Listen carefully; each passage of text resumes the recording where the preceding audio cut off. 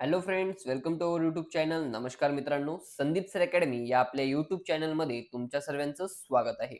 मित्रांनो, आज आपण 13 नोव्हेंबरसाठी जे काही चालू घडामोडीवर महत्त्वपूर्ण प्रश्न आहेत, म्हणजे जे काही मोस्ट इम्पॉर्टंट क्वेश्चन आहेत, ते आपण आजच्या व्हिडिओ सेशनमध्ये कंप्लीट करणार आहोत. त्यामुळे आपल्या या व्हिडिओ सेशनला स्किप न करता शेवटपर्यंत नक्कीच पाहायचंय.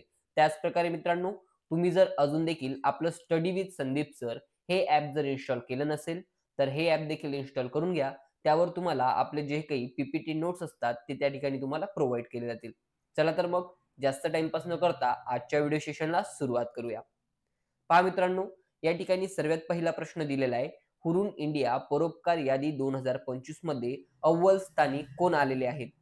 तर या ठिकाणी या प्रश्नाचं योग्य उत्तर असणार आहे ऑप्शन बी, शिव नादर आणि त्यांचं कुटुंब. बघा, याविषयी थोडक्यात माहिती जाणून घेऊया. 5 वर्षात चौथ्यांदा लक्षात घ्यायचं मित्रांनो, की आतापर्यंतच्या 5 वर्षात हे चौथ्यांदा एस-सी-एल टेक्नॉलॉजीचे संस्थापक शिव नादर आणि त्यांचे कुटुंब भारतातील सर्वात उदार व्यक्तींच्या यादीत अव्वल स्थानावर आहेत. दरवर्षी ते 2,708 कोटी रुपयांच्या देणग्या प्रामुख्याने शिक्षण आणि सामाजिक विकासासाठी त्यांच्याकडून दिल्या जातात. ओके, चला पाहूया पुढील प्रश्न. ट्रायबल जीनोम सिक्वेन्सिंग प्रोजेक्ट सुरू करणारे कोणते राज्य हे देशातील पहिले राज्य या ठिकाणी बनले आहे? तर याचं उत्तर असणार आहे मित्रांनो ऑप्शन सी, गुजरात हे राज्य. बघा, याविषयी थोडक्यात माहिती जाणून घेऊया. या प्रोजेक्टचा जो काही उद्देश असणार आहे मित्रांनो, तो म्हणजे आदिवासी समुदायांमध्ये आढळणारे आजार समजून घेणे आणि चांगले उपचार प्रदान करणे. ओके, चला पाहूया पुढील प्रश्न. जागतिक दयाळूपणा दिवस कधी साजरा केला जातो? तर या ठिकाणी या प्रश्नाचं योग्य उत्तर असणार आहे ऑप्शन ए, 13 नोव्हेंबर.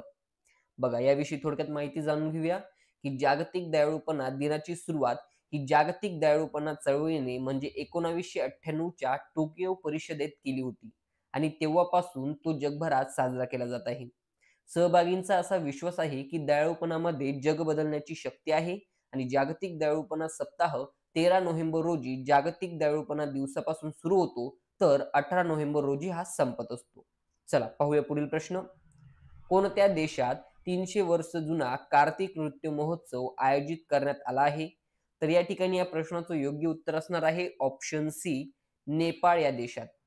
चला पाहूया पुढील प्रश्न.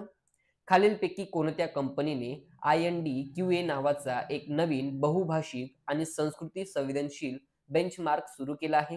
तर या ठिकाणी या प्रश्नाचं योग्य उत्तर असणार आहे ऑप्शन सी, ओपन AI. या ठिकाणी लक्षात घ्यायचंय मित्रांनो, की ओपन AI ही एक अमेरिकन आर्टिफिशियल इंटेलिजन्स म्हणजे कृत्रिम बुद्धिमत्ता या ठिकाणी ही संस्था आहे.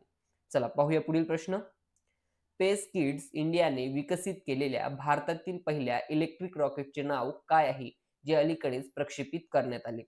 या ठिकाणी या प्रश्नाचं योग्य उत्तर असणार आहे ऑप्शन बी, वायुपुत्रा. बघा मित्रांनो, लक्षात घ्यायचे की वायुपुत्र हे स्पेस किड्स इंडिया या भारतीय संस्था स्टार्टअपने विकसित केलेले भारताचे पहिले इलेक्ट्रिक रॉकेट आहे, म्हणजे ज्यामध्ये आपले पारंपरिक इंधन हे यूज केले नाहीये. ओके, ते टोटल इलेक्ट्रिक बेस आहे. या ठिकाणी याविषयी मुख्य माहिती लक्षात ठेवायची मित्रांनो, की रॉकेटचे नाव काय आहे? वायुपुत्र. विकासक संस्था कोण आहे मित्रांनो? तर स्पेस किड्स इंडिया.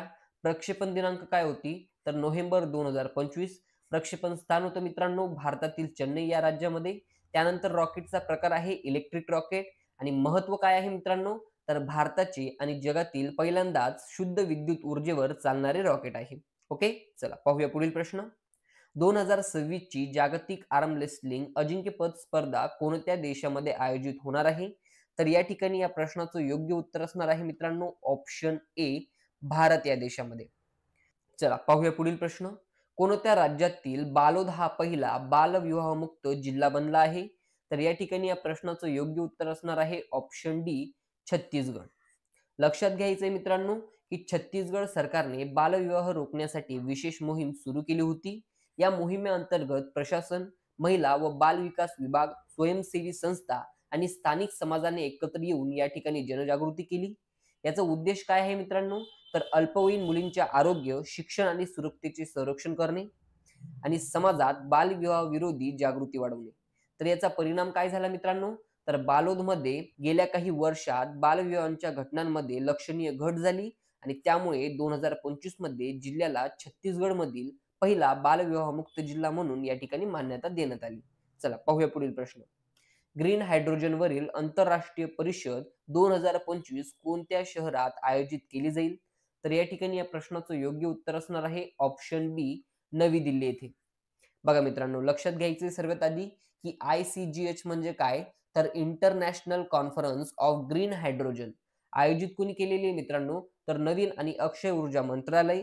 याचं उद्दिष्ट काय असणार आहे, तर हरित हायड्रोजन तंत्रज्ञानामध्ये संशोधन, नवोपक्रम आणि सहकार्याला प्रोत्साहन देणे. चला पाहूया पुढील प्रश्न.